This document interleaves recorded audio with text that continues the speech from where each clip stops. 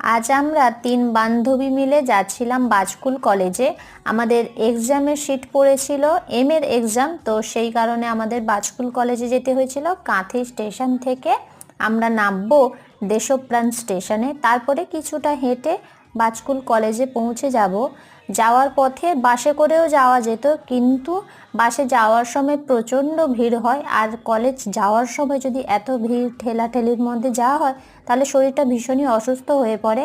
সেই কারণে আমরা ভাবলাম যে ট্রেনে করেই যাব, আর ট্রেনে গেলে ফাঁকাই হবে, বেশ ভালোই লাগবে। তো ট্রেনের দরজার পাশে দাঁড়িয়েছিল অনিন্দিতা, হাওয়া খেতে খেতেই যাচ্ছিলাম। বাজকুল কলেজে পৌঁছে এক্সাম দিয়ে তারপরে বাড়ি ফেরার পথে স্টেশনের রাস্তার পাশে দেখলাম কাশফুল ফুটেছে, ভীষণ সুন্দর লাগছিল দেখতে। এইখানে দাঁড়িয়ে কয়েকটা ফটো তুলছিলাম। আর তোমরা যদি এই রকম মিনি ব্লগ দেখতে চাও, জলদি জলদি চ্যানেলটা সাবস্ক্রাইব করে দাও। টাটা।